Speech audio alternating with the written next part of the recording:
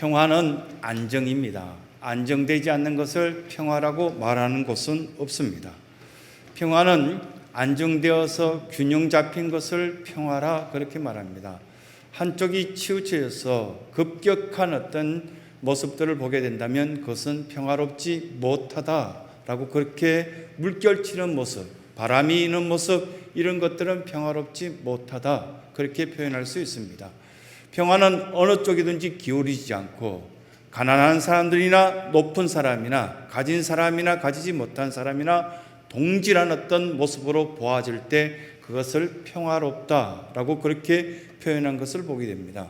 그래서 한문으로 봤을 때 평평할 평, 화목할 화, 그 뜻 그대로 모든 사람들이 평등하게 화목된 상태를 평화라고 그렇게 말할 수 있겠구나라는 생각이 들었습니다. 그렇다면 우리 모두는 평화를 사모하며 살아가는데 그 진정한 평화 속에 거하고 있는가 있지 않는가, 이것은 말씀으로 통해서 우리에게 시사하는 바가 있고 교훈하는 바가 있다는 것을 알게 됩니다. 가짜 평화가 있습니다. 진짜 평화가 있습니다. 가짜 평화는 이미 2000년 전에 아우구스투스가 모든 사람들에게 명령하여서 인구조사하여서 세금 거두려고 평화라고 부르짖을 때 팍스 로마나 부르짖었던 그 평화는 가짜 평화였습니다. 지금 또 미국이 중심이 되어서 경제적인 팍스 아메리카 이렇게 부르짖는 그 모습 속에서는 가짜 평화인 것 같습니다.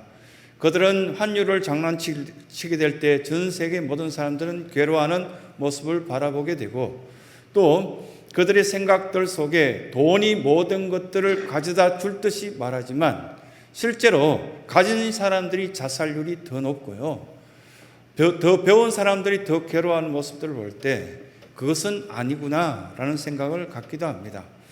팍스 로마나라고 부르짖었던 것은 가짜 평화였고, 진짜 평화는 것은 샬롬, 아침에 일어나서 옆집 어른을 보면 식사하셨습니까? 진지 드셨습니까? 라고 말한 그 마음속에 진정으로 평화를 원하는 생각들이 담겨 있구나라는 생각을 갖습니다.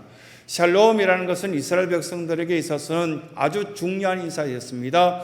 밤에 노략질 당하거나 여러 사람들이 갑자기 쳐들어와서 사람들을 끌고 가거나 죽이거나 하는 일들이 굉장히 그들에게는 많았기 때문이고, 전 세계에 그들은 어쩔 수 없이 흩어져 생활하다가 가족들을 보고 싶어서 다 모였을 때 밤새도록 너희들이 정말 평안했냐? 샬롬, 이렇게 말했을 때 그의 진정한 평화는 하나님만 주실 수 있다는 것은 그들은 확신하고 있었던 것을 볼 수 있습니다.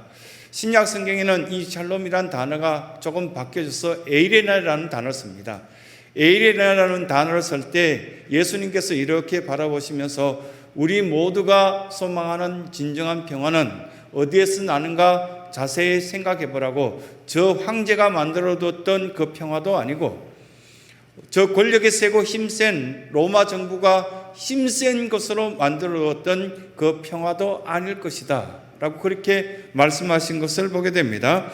군사력으로 만들어졌던 그 평화는 오래가지 못하고 그 군사력을 가졌던 그 사람의 마음대로 휘두르는 그 순간부터 오히려 지옥 같은 인생을 살았던 2000년의 우리의 역사를 볼 수 있습니다. 그래서 경제력과 힘으로만 이렇게 말하는 그런 평화가 아니라 우리에게 진정으로 기다리며 사모하는 평화는 무엇인가? 그리고 또한 이 대강절 두 번째 주일을 맞이하는 온 믿음에 사랑하는 백성들, 그 백성들에게 선포하는 메시지의 핵심이 담겨져 있다고 생각되어집니다. 그 첫 번째가 이새의 줄기에서부터 평화가 나왔다라고 그렇게 1절에 말씀하고 있습니다. 여러분, 이새라는 사람들은 성경에서 보면 그렇게 언급이 자주 하는 것도 아니고 성탄절 때 보면 찬양 가사 속에나 이렇게 한 번 정도 등장할 뿐이지 잘 등장하지 않습니다. 이 사람은 베들레헴의 농부요, 가난한 사람이요, 그리고 또 유명한 사람도 아니요, 알려지지 않은 사람이고, 그리고 또한 매일같이 힘들게 생활했던 사람의 대표적인 인물이 이새입니다.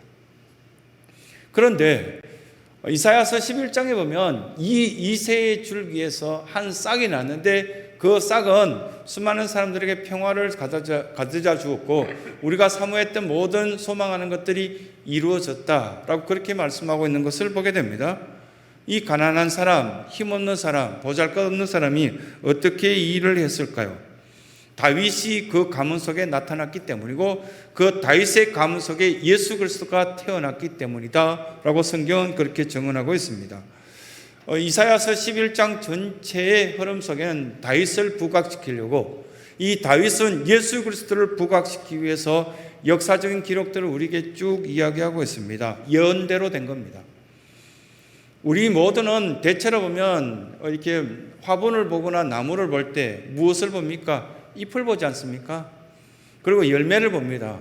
저거 조그마한 화분 속에 귤이 달렸네 이렇게 이야기하시더라고요.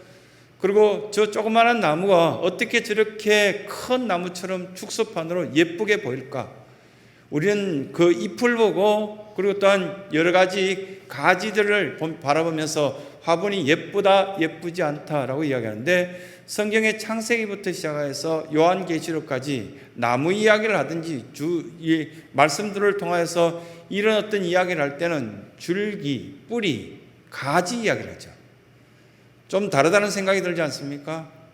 신성의 성도들은 성경을 보면서 어떤 느낌을 가졌습니까? 성경 속에 잎을 보라고 열매를 보라고 뭐 그렇게 이야기하신 적은 한두 번 있기는 하지만 실제적으로 이사야서에서도 창세기 속에서도 많은 말씀 속에서도 그 뿌리에서 그 가지에서 줄기에서라는 말을 우리에게 강조하는 것들이 있다는 것을 느끼게 됩니다.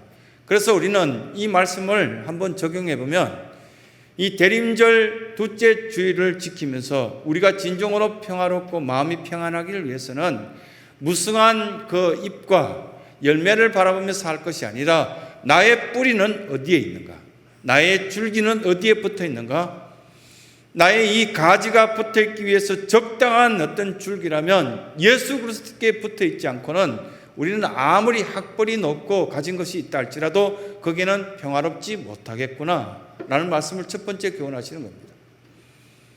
대체로 보면 사람들을 이렇게 소개하다가요, 청년들을 주변에 소개할 때 보면은 생긴 모양을 딱 보고 그 잎을 보고 이렇게 이야기합니다. 별것 아니겠지라고 생각을 딱 하는 어른들에게 제가 이렇게 소개합니다. 이 아이가 서울대 다닙니다. 그러면 이렇게 눈빛이 달라집니다.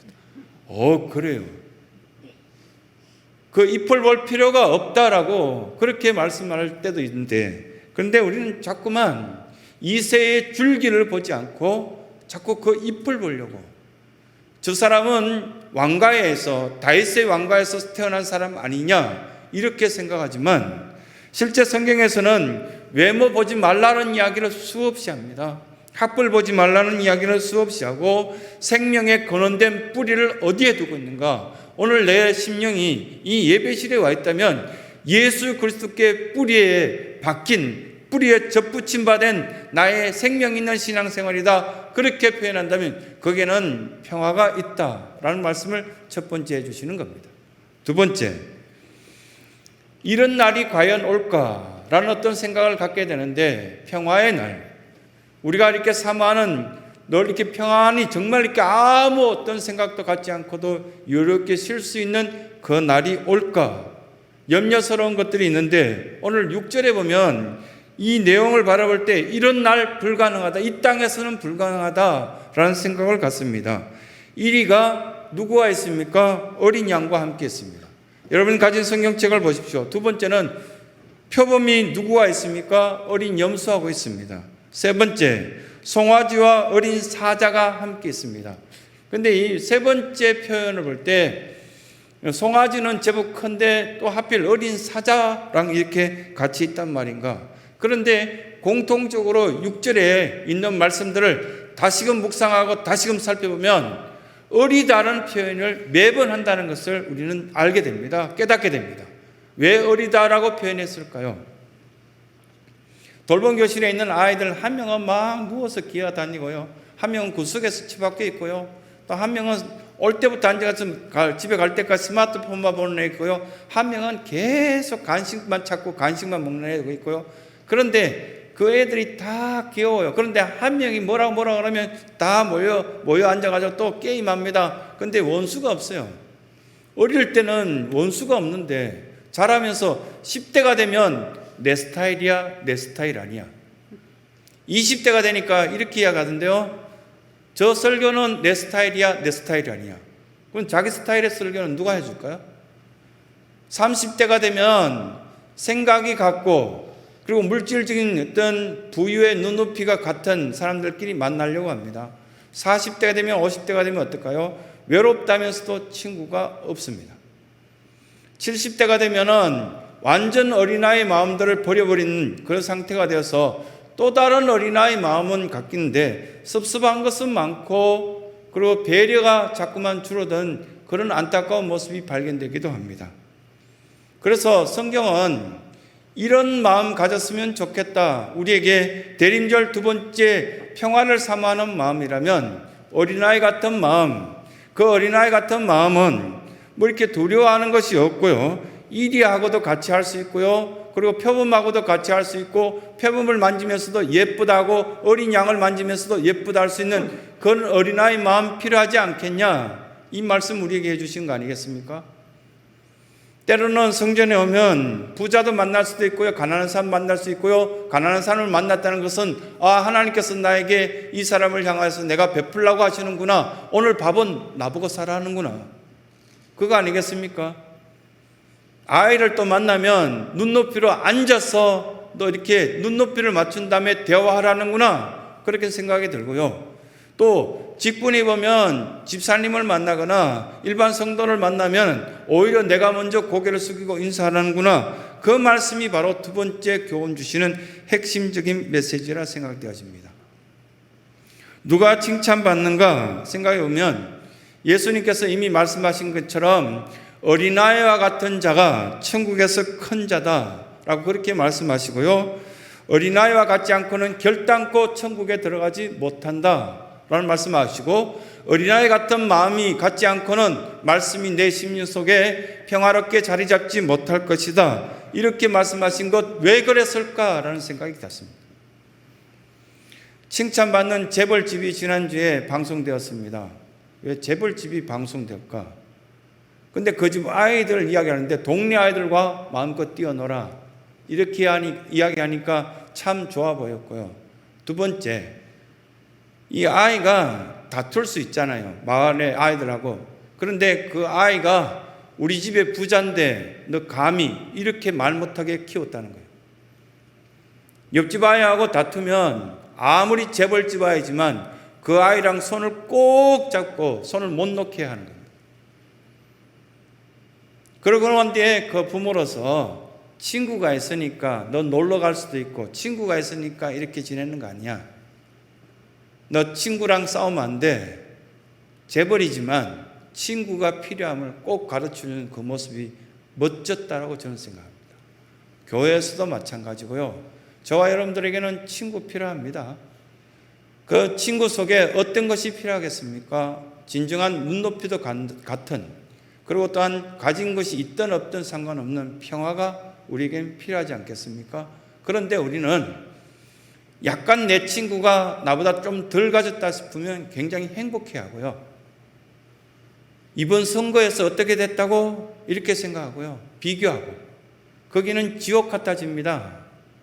언젠가는 수평 구조가 한쪽에 나의 모습이 처질 수도 있고 낮아질 수도 있습니다. 때로는 높이 올라갈 수도 있습니다. 그것으로 만족해야 한다면 그건 지옥 같은 마음입니다. 이 평화의 마음을 우리에게 말씀하시면서 9절에 이렇게 이야기했습니다. 내 거룩한 산 모든 곳에서 해됨도 없다. 하나님의 영역 안에 들어온 것은 해됨이 없습니다. 거룩한 이 처소에 들어온 것은 높고 낮음이 없습니다. 그냥 같이 섬겼으니까 같이 예배하고요. 같이 하나님을 아버지라 부르고 여기에 누가 하나님을 할아버지라 부르는 사람이 있겠습니까? 할머니라 부르는 사람이 있습니까? 똑같습니다. 우리는 다 하나님의 아들이고 하나님의 딸입니다.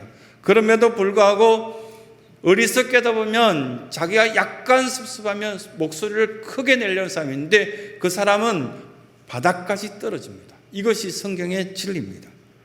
매일 뉴스에 나오는 안타까운 소식을 접하고 있는데 그 가운데 보면 미국의 소식이지 않습니까? 그래도 하나님을 잘 믿는 민족이라고 그렇게 인정받았던 그 미국이 지난주에는 18살짜리 아이가 두 사람을 총으로 쏴 죽였다 해서 재판받는 장면이 전 세계에 방송되었습니다. 왜 방송되었습니까? 두 사람을 죽였는데 배심원 전체가 이 아이를 무죄로 판결했기 때문입니다. 흑인들이 데모한다는 이야기를 듣고 이 18살짜리는 그 민병대라는 어떤 그 자기 마을을 스스로 지키기 위한 백인들의 모임에 들어가기 위해서 총을 들고 길거리 나갔습니다. 흑인들이 자유를 달라고, 왜 흑인들을 괴롭히냐고, 경찰들이 왜 흑인들을 죽이냐고 막 그렇게 데모하자 이 백인 아이 하나는 18살 정도 되면 무서운 게 없거든요. 그렇게 그 흑인들 군중 속으로 들어가서 두 사람을 총으로 쏴 죽인 장면이 방송으로 나오던데요. 그러고 난 뒤에 이제 재판이 들어갔는데 그 백인 아이 보고 이렇게 판사가 묻습니다. 왜 그랬냐? 그러니까 나는 나 자신을 지키려고 저 흑인들이 다가오자 무서워서 먼저 쏴 죽였다. 자기 방어권을 인정해달라. 배심원들이 대체로 다 백인이었는가 봅니다. 너무 어처구니 없는 판결이 났습니다.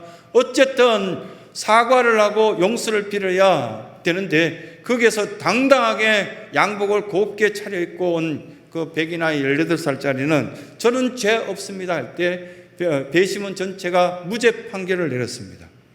이게 평화입니까? 이게 어떤 평안을 줄 수 있겠느냐라고 생각했을 때 마치 이리와 양을 함께 묶어 놓았더니 이리가 양을 잡아먹었다, 그런 이야기하고 똑같은 이야기를 하고 있는데 그들은 평화라는 이야기를 자꾸만 하고 있습니다. 잘못된 것 같습니다. 성경적인 진리는 아닌 것 같습니다. 그 내용을 보고 조금 지났더니 또 한 방송이 나오는데 지하철 속에 동양인 아이들을 흑인 여자아이들이 마구 구타하는 장면이 또 방송에 나왔습니다. 그 가운데 한국 아이가 있는 것 같았습니다. 공부하러 먼 곳에까지 왔는데 막 때리고, 냄새 나는 것 같다고, 마늘 냄새 나는 것 같고 더러운 것 같다고, 너희들이 코로나 바이러스를 전파했지 않냐, 뭐 그렇게 하는 것 같았습니다. 막 때리고요. 그러고 난데 그 아이들은 잘못이 없다고, 우리는 할 일을 했다고, 자기들이 힘세고 그리고 또한 자기들이 멋져 보이면 다 평화라고 그렇게 말하는 이 세상의 구조는 잘못된 것이라고 성경은 가르쳐주고 있습니다. 어떤 날이 와야 평화의 날이 될까요? 이건 두 번째 우리에게 말씀하시는데 예수 그리스도가 주인 되시고 그 아기 예수 그리스도가 아무 힘도 없지만 그러나 모든 사람들이 그 아기 예수를 경배하고자 전 세계가 한 날을 정하고 몰려오고 예배하고 찬양하고 이런 일이 왜 있었을까? 가짜 평화에 대해서는 질렸기 때문입니다. 세 번째 우리에게 말씀합니다. 약속된 평화가 우리에게 있음을 말씀합니다. 평화는 관계가 굉장히 중요합니다.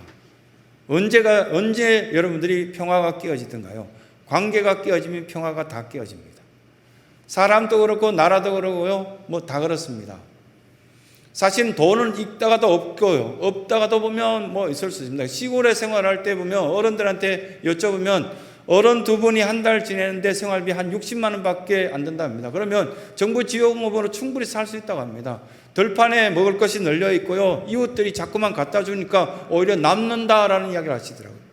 경조사 없으면 한 달에 몇십만 원 안 돼도 시골에서는 충분히 살 수 있다, 이렇게 어른들이 이야기하시더라고요. 그것이 저는 가짜인 줄 알았습니다. 그런데 도심에 살면 어렵지 않습니까? 왜 어려우냐면 관계가 안 깨어지려고 이것도 가야 되고 저것도 가야 되고 이것도 먹어야 되고 뭐 그런 어떤 모습들이 많이 있는 것 같습니다. 왜 그렇게 생활해야만 평화가 지속될 수 있을까? 마태복음 5장 9절 말씀해 보면은 화평케 하는 자는 복이 있다. 그러고 난 뒤에 뭐라고 말씀했습니까? 화평케 하는 자가 정말 하나님의 아들이다. 피스메이커, 이건 굉장히 성탄절을 다가오는 우리에게 주신 핵심적인 메시지 중에 하나 아닙니까? 힘센 사람은 약한 사람들 도와주라고, 이 피스메이커 역할을 하라고, 너 하나님의 아들이잖아, 하나님의 딸이잖아, 약한 사람 좀 도와주라고 구제에 대해서 꼭 기억해야 될 것은 성탄절이 다가올 때 캐롤송만 듣지 말고 그 캐롤송 속에 나를 부르셔서 저들을 도와주라고 하시는구나 라는 어떤 생각을 가지라고 말씀합니다. 먹을 것 남으며 베풀 수 있는 시골의 인심처럼 우리들도 그렇게 충분히 할 수 있다라고 가르쳐 주시고요.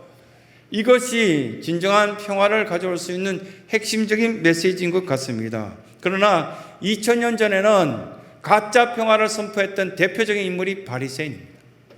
그를 도와서 함께 예수님을 괴롭히고 십자가에 못 박으러 외쳤던 사람들은 서기관들입니다.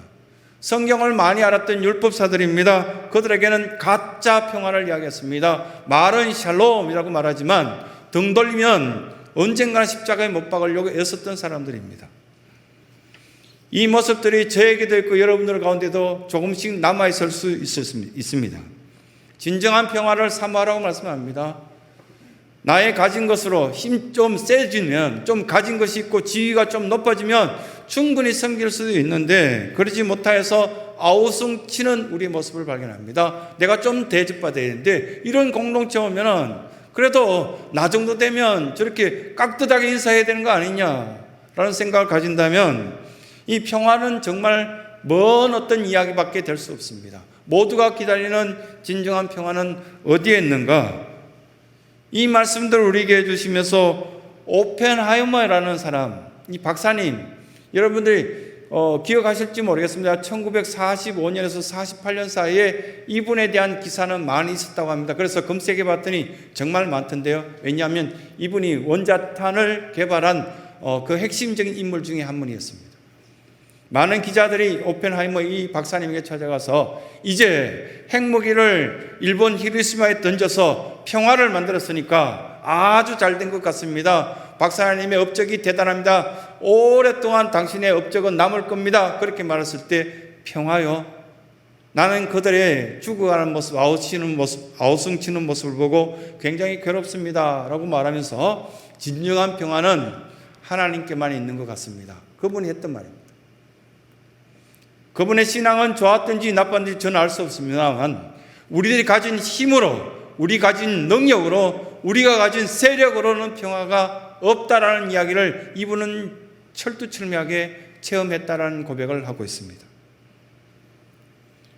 오늘 우리가 읽었던 말씀 앞부분 4절에 보면 이런 말씀이 있습니다. 그 입에 막대기를 세상에 치며 입술의 기온으로 악인을 죽일 것이라.